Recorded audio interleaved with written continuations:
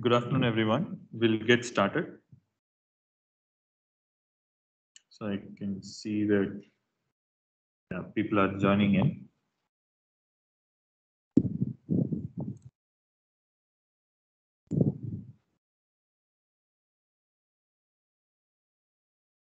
Let me share my screen. Just give me a minute.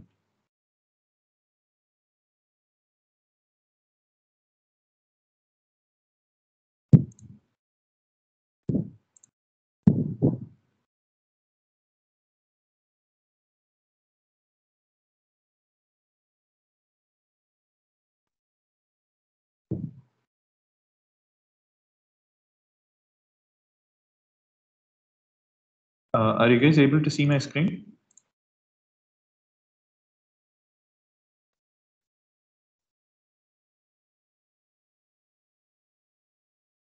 You guys are able to see my screen? Yes, sir. Yes, right. Okay, thank you. All right, let's get started.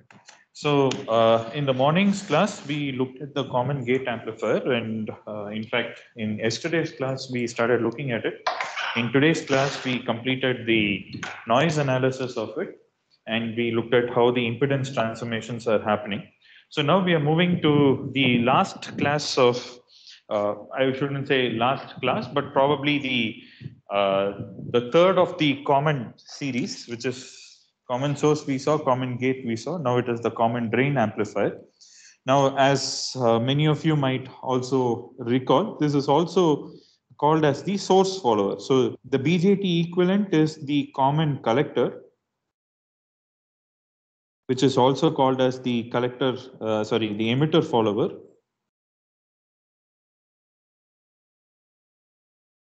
Now here, this is the common drain, and as the name suggests, so this is also called as source follower. And here the drain is common to both the input and the output. And in this case, if you take a MOSFET, you give the input at the gate and you take the output at the source, right? And the drain can be at, the drain is common to both the input and the output, and this can be directly connected to VDD. Now, in order for this to actually function, you need the bias current to flow somewhere. And so you put a current source here and you take the output to be something like this. All right. Now, what is a source follower or what is an emitter follower? Whatever signal you basically give at the gate, the same signal appears here. And we have already, you already would have seen in your basic analog electronics course that this is here the V out by V in, the gain will be somewhere slightly lesser than 1. Almost close to 1, but slightly lesser than 1. So this is the gain that we would see. Now, how do we, first of all, let us look at its transfer characteristics, right? Now, if a MOSFET is in operation, now obviously that this thing needs to have some VGS in order for this to operate, right? So if you have this transistor conducting a certain amount of drain current, which is given by I naught, now there has to be some VGS which supports this amount of current, where the VGS is definitely greater than VTH, and this transistor is basically in the saturation region. And so if you want to write the expression, you can basically say that V out, at least in terms of DC, can be written as the Vin minus VGS. Right? So for DC voltages, Vin and Vout are separated by VTH, right? VGS. Now, if you take this common drain amplifier and if you sweep the input from, let us say, 0 to VDD, this is your Vin.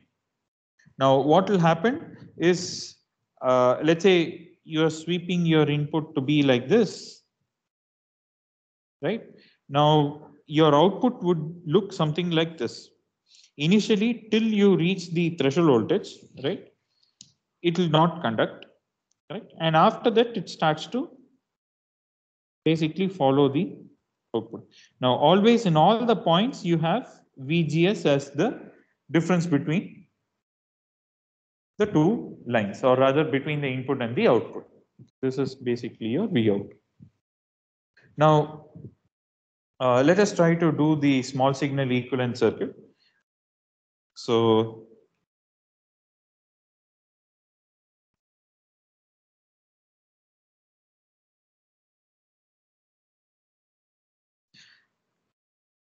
yeah, can you tell how will this look like? So it is a very straightforward thing.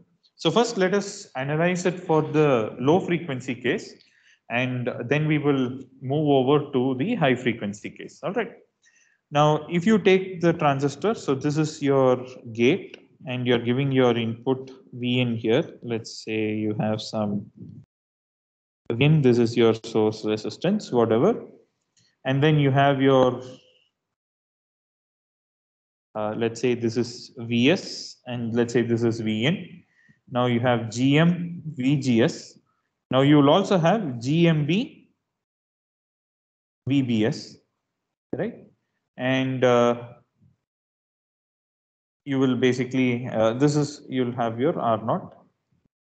And here you have the current source. Now let us say that, the current source has some resistance here. So maybe what I will do is I will call this as RS, and let me call this as our source.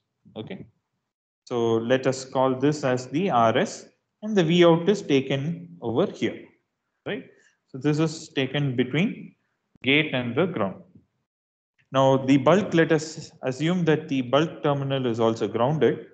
So first and foremost, let us try to derive what is the gain, right? Now the drain is actually grounded here. Okay, the drain is grounded. The source is connected like this, and we need to find out what is the voltage gain, right? So what is Vout? Vout can basically be taken as, the total current that is coming in is basically, let us say, Gm VGS plus GMB VBS, correct? This R0 can be taken to be in parallel with RS. So let us just, for now, let us just ignore R0 for now. Okay, neglect R0 to just first get the sense of what is happening. So this total current multiplied by RS is your Vout. Now, how can we write VGS? VGS can be written as Vin minus Vout. And also, what is VBS? VBS is nothing but minus Vout. Okay. So if you put these two things inside, so I mean, if you substitute these two things, you get Vin minus Vout and Gm times VGS plus GMB times minus Vout. The whole thing multiplied by RS is equal to your Vout. And therefore, Vout, if you collect all the terms together, you get 1 plus Gm plus GMB multiplied by RS on the right, on the left hand side. Like if I collect all these terms. Now on the right hand side, if you collect the terms, here you have Gm times RS into Vn. Correct. This is what you would get. So Vout by Vin, this is the small signal Vout by small signal Vin, is basically your voltage gain, and you get something like GMRS divided by 1 plus Gm plus GMB times RS. All right. Now, this is a little easier to understand also, or rather, if you kind of probe it a little bit, you can obviously see that, this is less than 1. Okay. Now, if the bulk and source are shorted, what will you get? You will get GMRS divided by 1 plus GMRS, right? And if this factor GMRS is quite larger than 1, this thing will tend to unity. Now, if this quantity Gm times Rs is not very large than 1, it will be a little lower than unity. But at no case is it going to exceed unity or be equal to unity. Okay, so this is something that we already said that this is what would happen, right? Now, let us try to see what happens, how to derive the output impedance. Okay. Now, while deriving the output impedance,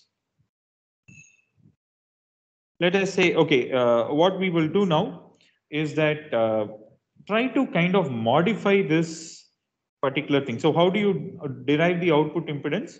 You'll basically set Vin to 0 and set up your test current source, connect VT to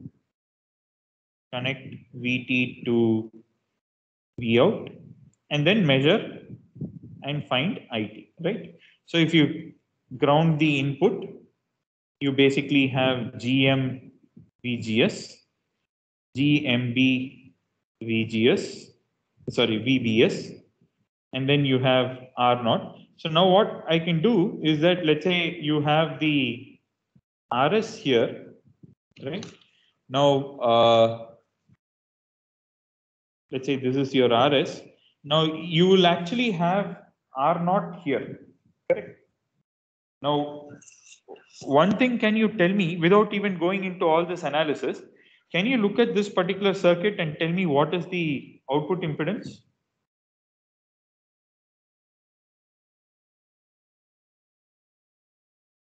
Anyone?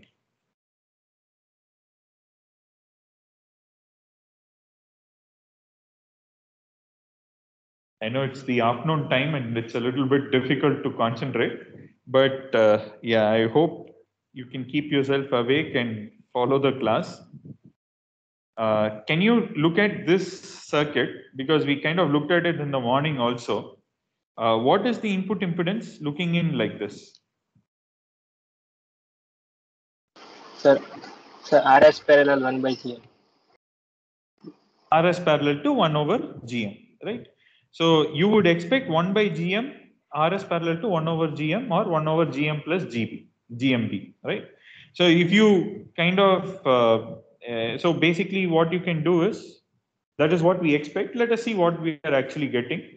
Now, if you look at this particular point, R0 is connected between, let's say this is our VT, we are interested in IT. Now R0 is connected from this point to ground. So in order to simplify things, what can I do? I can basically put R0 to this side, right? Now bulk is also connected to ground, right? Now what is my VBS? VBS is, this is VBS, and it has GMB VBS coming in this direction, flowing into the into this node from ground, right? So ground to this GMB VBS, but VBS is negative, which means the actual current is flowing away from this node. So in other words, I can also say that it is equivalent to having a resistor of the value 1 by GMB, right? Because I am having a current pumped in whose value is minus GMB times VT. In other words, the current is moving away from this node to ground with a value of GMB times VT. In other words, I can also say that this is nothing but I can replace this in this particular case to be a resistor with a value of G1 by GMB. Correct. So this is how my output is now looking. Now, what will be my output impedance? R out can be written as basically what is VGS here? So the gate is grounded, the source is here. So VGS is equal to minus VT. And therefore, your R out is going to now look like 1 by GM in parallel with 1 by GMB in parallel with R0 in parallel with RS. Right? This is what our R out is basically going to be. Now, if RS and R0 are going to be large, this you can, RS, R0 are large, you can approximate it to be 1 by GM plus GMB. Okay, this is what we actually expected as well.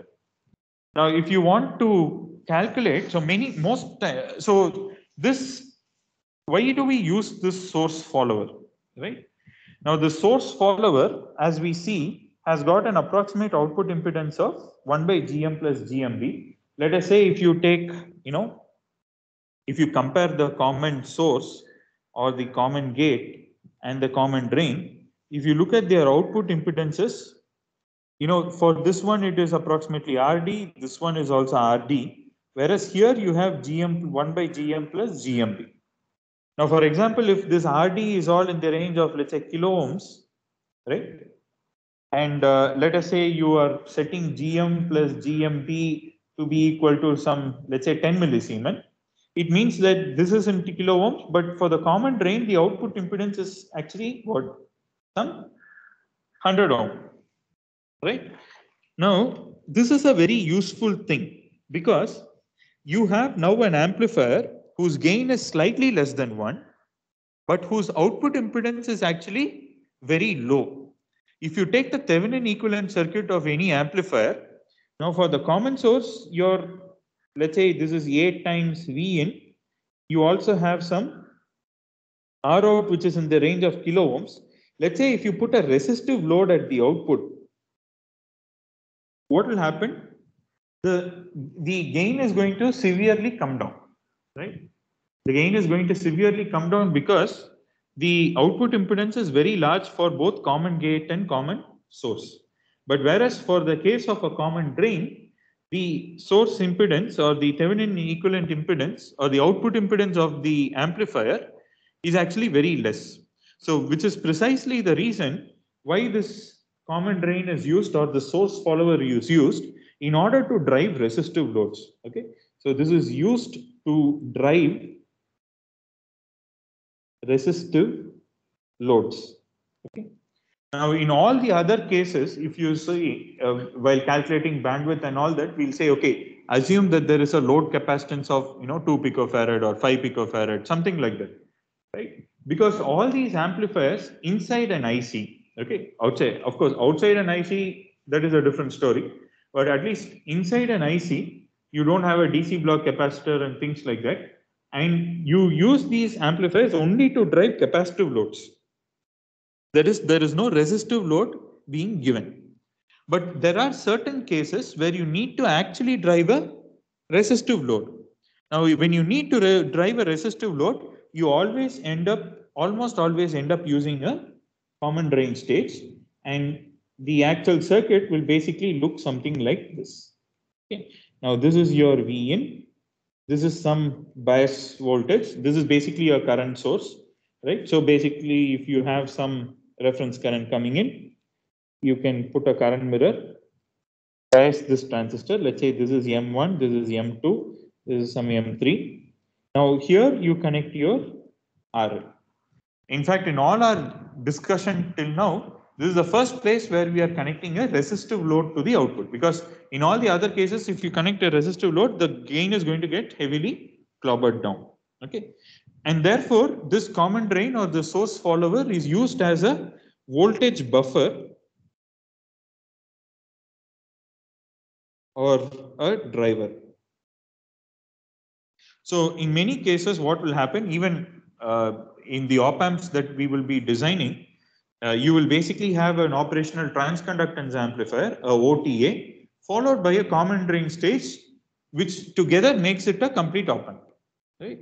So the commercial op amps that you see being sold or being used, they all can drive resistive loads. That is because they have an output stage, and a very rudimentary output stage is this common drain amplifier. In other words, this is what is also called as a class A output stage.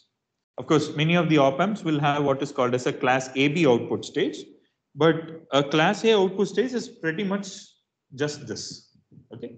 So the job of this common drain is basically to interface a gain stage which has a high output impedance.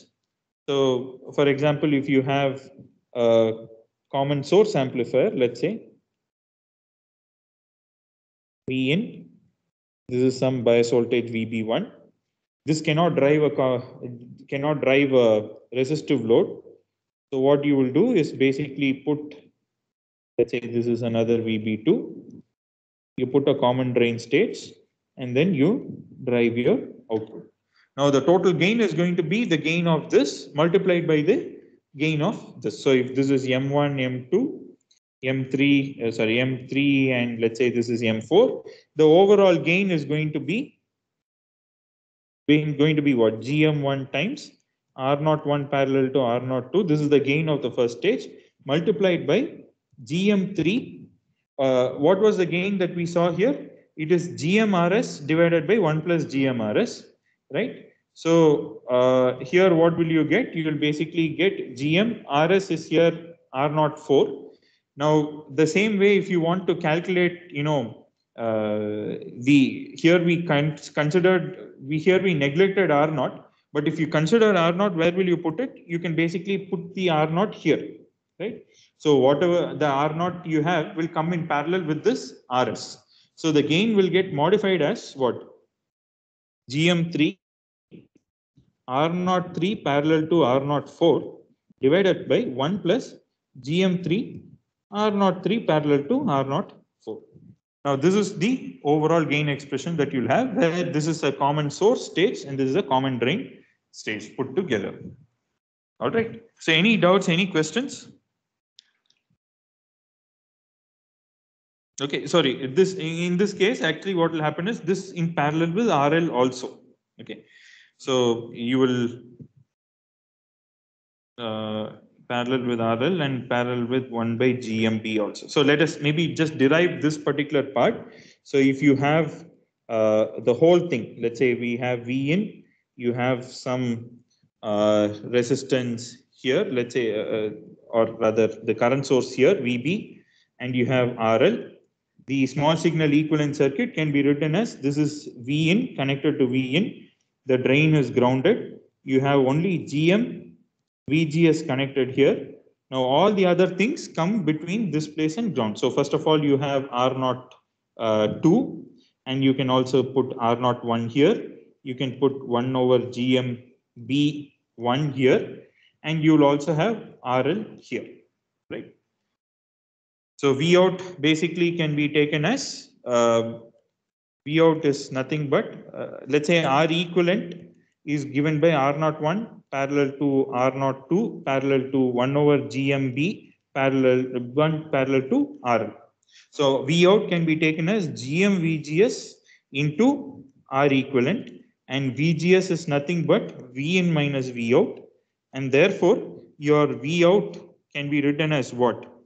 1 plus GM R equivalent is equal to V in times GM R equivalent, and therefore the overall gain can be given as GM times R equivalent divided by 1 plus GM times R equivalent.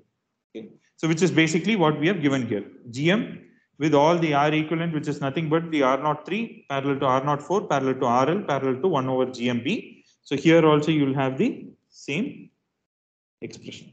All right. So this is the overall gain that you get. So sometimes you will see that in CMOS processes, the gain will kind of fall down to 0.7, 0.6, 0.5, and so on. Okay. Now, if you analyze this particular thing, we have one problem here. Now, any doubts, any questions? I hope all of you guys are awake and not dozing off.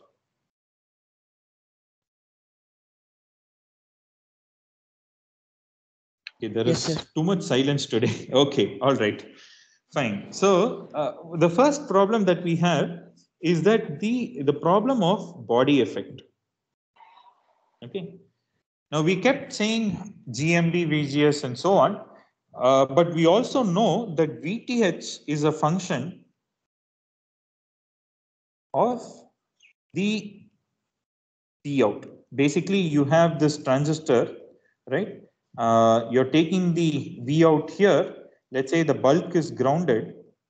So the VBS here is going to affect your threshold voltage, right?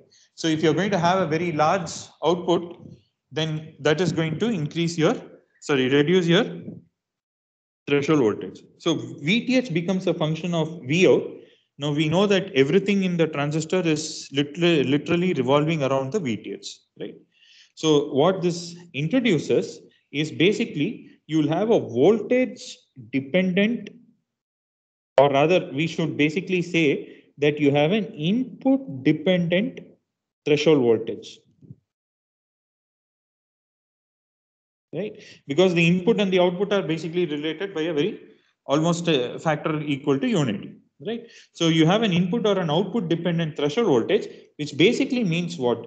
You are going to introduce non-linearity. So this source follower ends up being a fairly non-linear kind of a circuit, mainly because of this, first and foremost, this body effect. Okay. Now the other thing is this R naught also changes with VDS. Okay. So this also will kind of contribute to non-linearity. Now, can you tell me what is the headroom requirement that you have? So let us say this is your some VB. Let's call this as M1 and let's call this as M2. Now, what is V out max? Can you tell me what is V out max and what is V out min?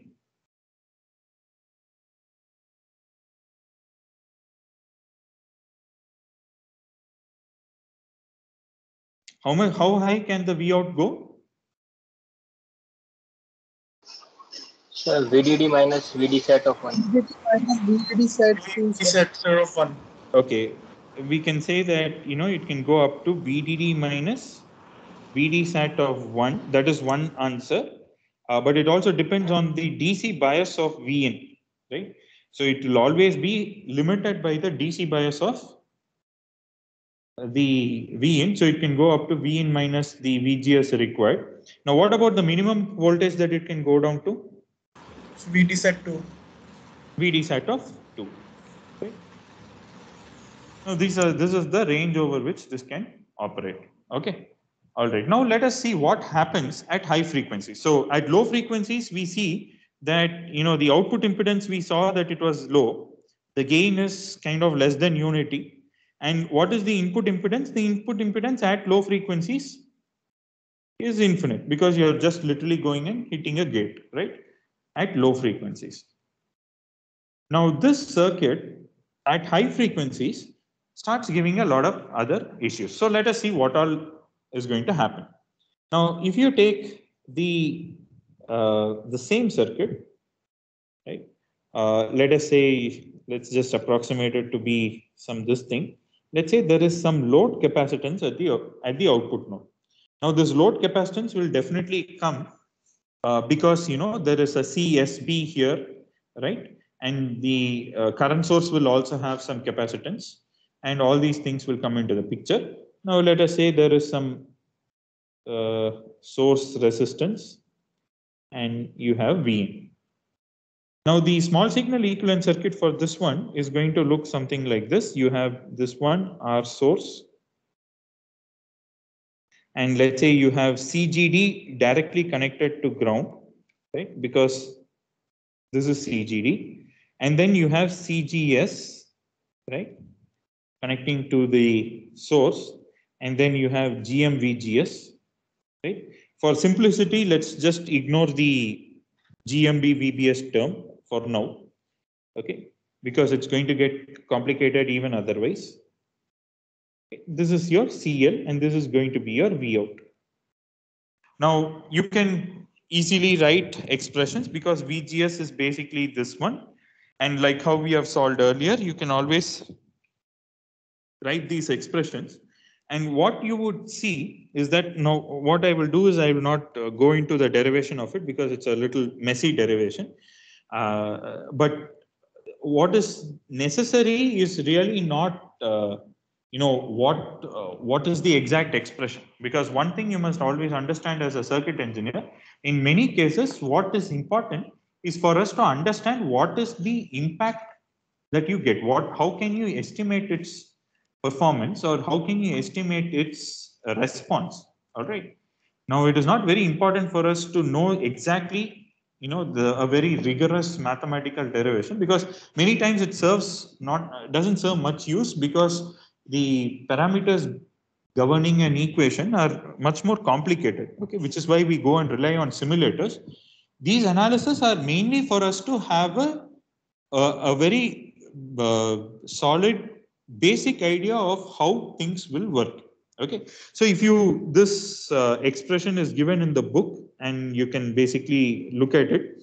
So don't go and strain yourself too much by trying to mug up these things for the exams. That is not what we'll be asking. Okay, so if you find out V out by Vn of S, okay, it turns out to be something like this. I will just write this expression. You have on the numerator, you have a 0, you have Gm plus Cgs into S, and you have some, S squared into some term, plus S into some term, plus some, plus Gm. So this is how it will basically be. Now, what is important for us to understand is that there is a 0. Now, what is the purpose of 0? What does a 0 mean? Or what is the implication of a 0? Can anyone tell?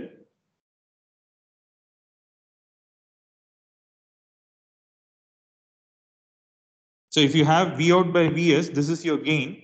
And in the gain expression, if you have a 0, what does it actually physically mean?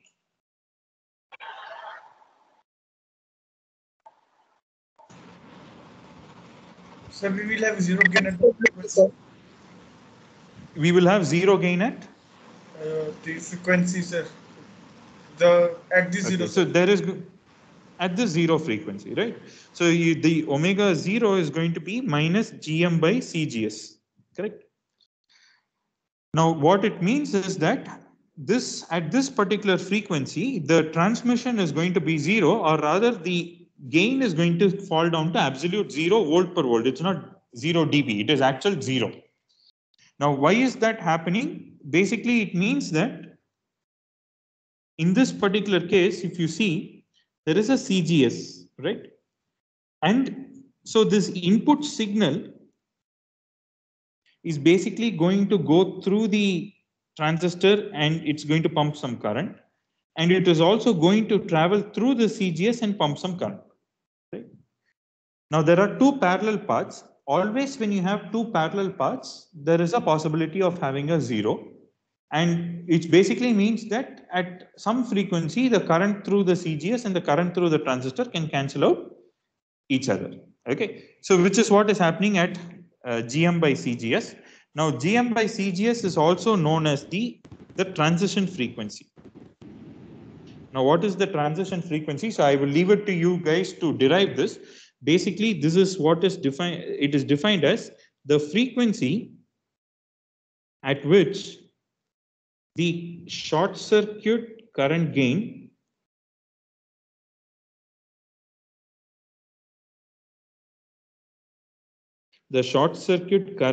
of a transistor becomes unity.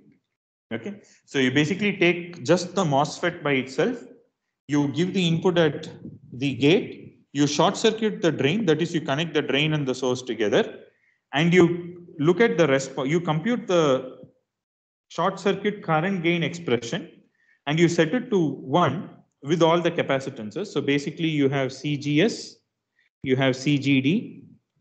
So I will not derive it now, but I would expect that you just do this simple derivation, because this R naught really doesn't make a sense. So this is your input. Let's say this is your IN, and you're short circuiting your drain and source, and you're looking at your I out. All right. Now you basically need to find out the I out by IN ratio and set it to 1. You will see that at a certain frequency where omega t is given by Gm by Cgs approximately. Okay. Now, if you don't do the approximation, it will be slightly different. But if you approximate CGD to be much smaller than CGS, it will end up to be Gm by CGS. Okay, this is what is called as the transition frequency. So we see that in this particular circuit, there is a 0 which is very close to the FT of the device, which is a very high frequency. For example, if you take the 65 nanometer technology node, its FT will be around 150, 160 gigahertz. Okay, so it's a very high frequency, so we really don't care about this 0. Now you have a bunch of poles, you have 2 poles. That is understood because you have basically have 2 sets of I mean, output node and input node have some capacitances, right? So that is why you basically have these things. Now, there are, you can always go and say, okay, if your CL is 0, what happens, and things like that. All that can be done. Now let us look at your, so this is as far as your, the frequency response is concerned, but let us look at in specific what happens to your input impedance. Now your input impedance, how will you characterize it? So basically this is your input. Let's say you put a test voltage source and you measure the test current.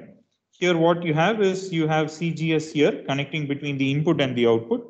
Let us say this is 1 over GMB and all the other stuff, here, and you have some CL. Basically you have CGD coming completely in shunt or in parallel. So CGD is across VT. So CGD can be taken to be in parallel. Okay. Now here again, you can basically say, okay, what is my VT? VT is nothing but IT times IT divided by SCGS. That is this VGS, because VGS can be given as IT divided by SCGS. Now for simplicity, I'm really not drawing the small signal equivalent circuit, but you can, or rather let me just do it for the sake of clarity. You can also do it even without that, so that you can do it faster. So you have GM-VGS, and let us say you have all the other stuff, 1 over GMB here with CM. Okay, this is grounded. So this is your Vin, or rather VT. Now what is your IT? It is basically the total current which is drawn, right? So basically you have, let's say this is CGS, right? The IT by SCGS is this voltage, VGS, and the total voltage is what? This voltage plus this voltage. What is this voltage? This is nothing but IT plus GM times VGS, which is IT by SCGS, multiplied by the parallel combination of 1 by GMB and 1 by SCL, correct? So this is VGS. This is the current, the total current passing through 1 by GMB plus CL, right? Now you can find out V by IT, because all the IT is in the denominator. The Zin turns out to be 1 by SCGS plus 1 plus GM by SCGS multiplied by 1 by GMB plus SCL, right? Both are conductances, you can basically add their conductances and then take the inverse. Basically, this turns out to be like this, all right? Now, this input impedance is a little special, okay? At low frequencies, at really low frequencies, what happens? If you take SCL to be much smaller than GMB, right? This whole thing can be, how can you simplify this whole thing? The Zn kind of becomes 1 by SCGS multiplied by 1 plus GM by GMB plus 1 by GMB. This is the approximate input impedance. So which is what we have already seen. Only thing is you have the CGS kind of getting scaled by this factor 1 plus GM plus GMB, right? So in this whole thing, you basically will have 1 by SCGD being added, because to this input impedance, CGD is coming in parallel, right? CGD is coming in parallel. Now at high frequencies, right? At higher frequencies, what happens is that Zn can be approximated to be. So what happens in the previous thing? The SCGS is there, and then you have the SCL is higher than GMB, and therefore you basically, if you kind of compute this, it turns out to be 1 by SCGS plus 1 by SCL plus GM by S squared CGS CL. Basically, you just expand this. Here you take the inequality that SCL is much greater than GMP. Now, if you look at this particular expression, right? If you evaluate this Zn of omega, j omega, what do you get? You get 1 by, let's say, j omega CGS plus 1 by j omega CL minus GM by omega squared CGS CL. In other words, what is happening is that the input impedance is now becoming real part of the input impedance becomes negative at higher frequencies. Okay, so now this is a very serious thing. We all know from our understanding of circuits that the moment you start having negative impedances or negative real part, you start having oscillations. It can potentially lead to oscillation. So in other words, this common source amplifier, common drain amplifier, although it looks very innocent, right? One of the first things that you notice is that this CL appears at the input. So although it is the load capacitance, the load is kind of reflected back to the input in a common drain amplifier.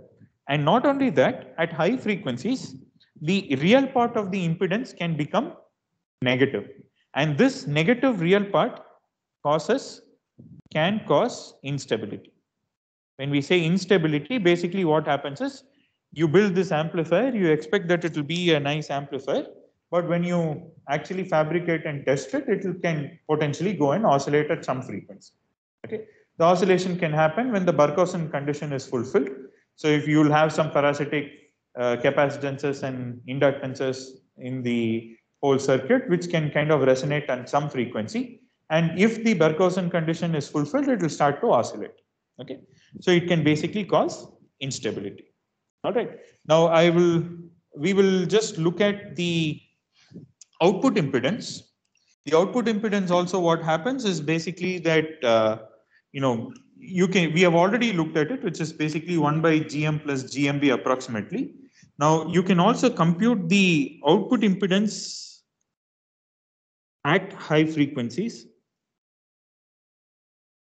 Okay, so you will see that here again exhibits a little different behavior. So again, we set the V in to be equal to 0, and we have, let's say, CGS here, and you have GM VGS, let's say, going here. For the sake of simplicity, we'll not put anything in. All the other stuff will just come in parallel with this. If you just put VT and try to measure IT, right? Now, minus IT can be written as what? GM VGS plus VGS into SCGS, right? Because VGS is defined here. Same way, you can also write minus VT to be VGS plus this current flowing through. Basically, you have VT is nothing but the sum of this voltage and the sum of this voltage. So it is the other voltage across RS is nothing but this current multiplied by RS. Now you can take VT by IT and you will end up with an expression which is nothing but RS plus 1 by SCGS divided by 1 plus GM by SCGS, which can also be written as 1 plus SRS-CGS divided by GM plus SCGS. Okay. Now this is your output impedance. Now again, this is a function of frequency. Now the interesting thing here is, if you look at this output impedance, Z out of S, which is written as 1 plus S times RS-CGS divided by GM plus SCGS, at S tending to 0, or rather, let's say at omega tending to 0, what will happen? The Z out is basically going to be approximately 1 over GM, which is what we have already seen. Now at omega tending to infinity, what happens? Z out of S tends to, if you divide both the numerator and denominator, maybe you can just basically take this one. Z out tends to RS. This is a very interesting phenomenon, right? The output impedance at high frequencies is now becoming almost equal to RS, which is your source impedance. Okay. So in other words, when you have an input Vin with some RS going into this common drain, and let's say you have some RL and so on. Now this output impedance at high frequency becomes almost equal to, it tends to RS as omega tends to infinity. That is, in other words, you can kind of explain or kind of understand it by saying that the CGS which is there, as frequency starts increasing, it becomes more and more like a short circuit. So your output impedance becomes equal to the source impedance of your input. Okay, which is not a very good thing that you have in this one. Okay, now it can also be modeled as something with an inductor. So we'll not go into all those details that you will find in the textbook. But with this, we'll conclude our discussion on all the basic amplifier topologies. Okay. Any doubts or any questions?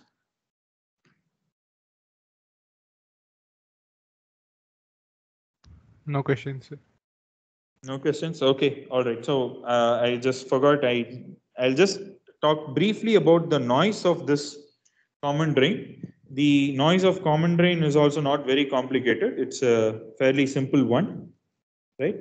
So let's say this is M1 and this is M2. This is V in, this is VB. All right. Now the noise of M2, we know that both of them are going to have 4 kT gamma GM noise. Right. Now what can we do? So Vn out squared due to M2, that is the due to M1, that is the current source.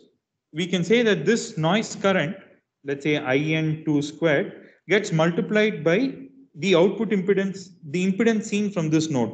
The impedance seen from this node is what? 1 by GM1 parallel to 1 by GMB1 parallel to R01 parallel to R02, as we saw earlier, right? Now your gain also can be given as what? 1 by GMB1. We already saw this. Actually, it can be rewritten as something like this. The R equivalent divided by R equivalent by 1 plus GM. Okay. And so this basically becomes 1 by GMB1 parallel to R01 parallel to R02 plus 1 over GM. Okay. This is the same as whatever we wrote here. We wrote in one of the earlier things here that, GM times R equivalent divided by 1 plus GM times R equivalent. So if you divide numerator and denominator by GM, you basically get R equivalent divided by 1 over GM plus R equivalent. And R equivalent is the parallel combination of all these resistances, which is what we have written basically in this particular place. So the Vn input referred noise is nothing but the input referred noise because of M2,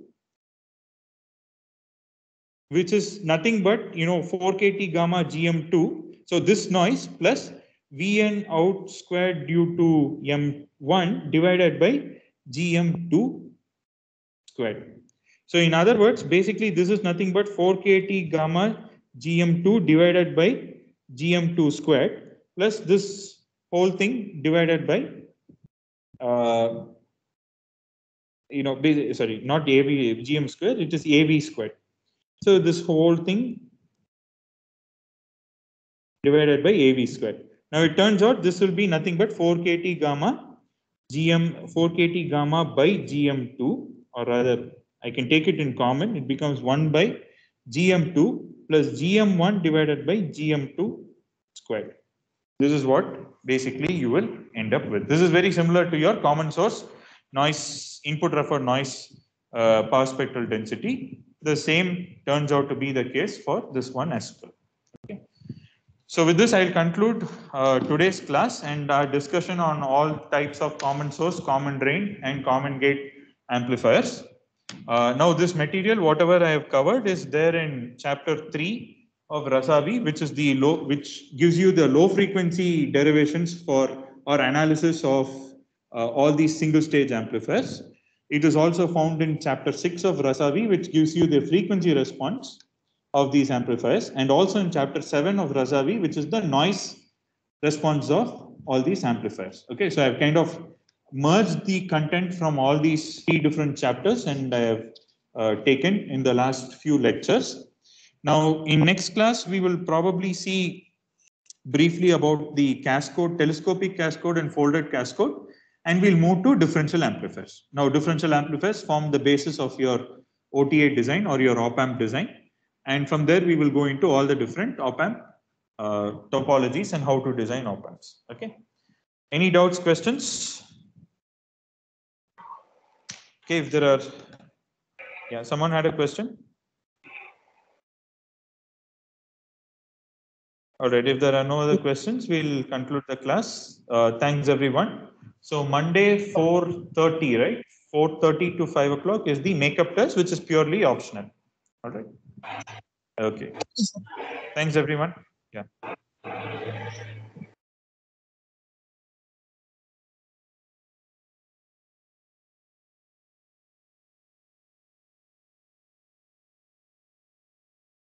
Thanks, everyone. Have a nice day.